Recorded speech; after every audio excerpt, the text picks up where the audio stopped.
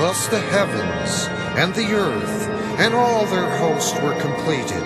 On the seventh day, God ended his work which he had been doing. He rested on the seventh day from all his works he had accomplished. God also blessed the seventh day and consecrated it, because in it he rested from all his works, which in creating he had formed. But in resting on that seventh day, God did discover boredom. And so it came to pass that out of his resting, boredom was created.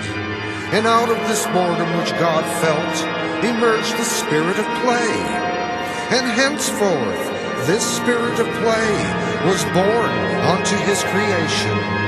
And in this spirit of play, God did begin to doodle upon the scratch pad of his creation. And from these doodles came God's own cartoons.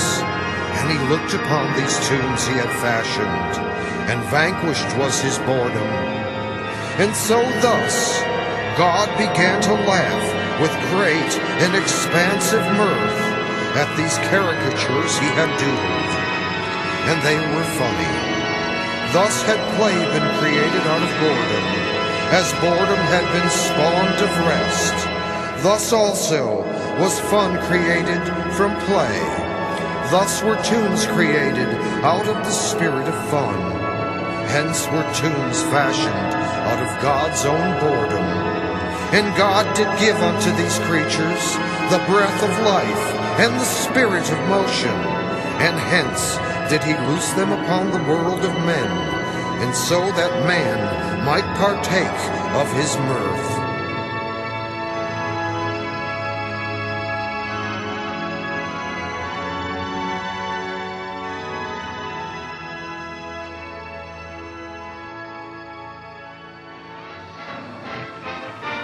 Maybe you think there's something funny about them, but I personally think they're an insult to me as a human being.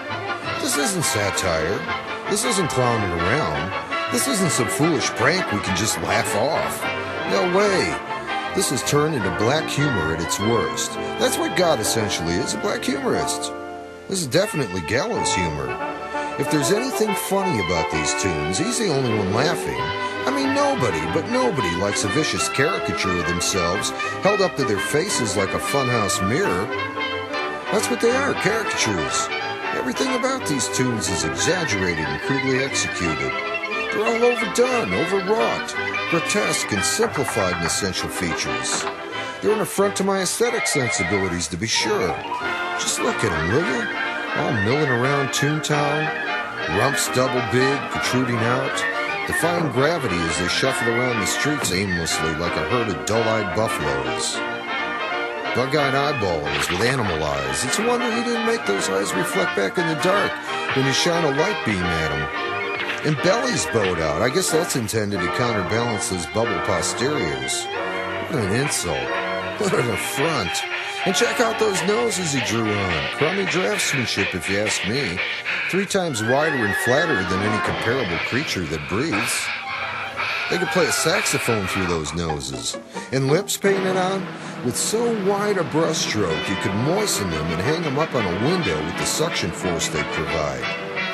Funny, you say, only when they're cavorting and gyrating about on the tube at a safe distance, when you can't smell their inky odor.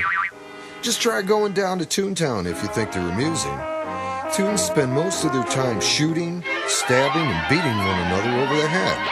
Great fun to watch on any Saturday morning with the kids in your own home, but you wouldn't want to take your family for a Sunday drive in Toontown, I assure you, because every day as anything can happen in the chaos of Toontown. Oh, colorful place to be sure, never gets boring. Always something shaking down on that side of town.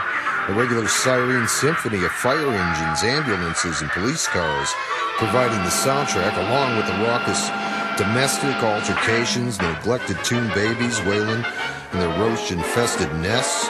Yeah, never a dull moment in Toontown. It's a regular 36-track fractal audio chaos. Land of 1,000 dances, natural rhythm replete.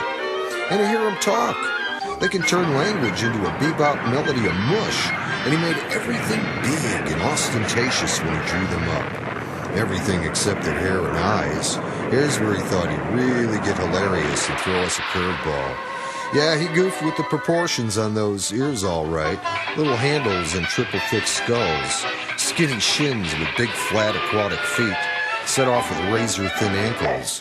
Some draftsman, huh? And then to top it all off, he programmed them to a different drummer, a different beat, over-animated them to where they can't sit still for a fruit fly's minute. Always doing some little jivey jigs standing at a stoplight or bus stop. Regular perpetual motion machines would really know where to go. And sure, he'll claim he created them for our amusement. Real funster, that god. Well, the joke's wearing thin and I'm fresh out of guffaws. Nothing like a punchline twice repeated.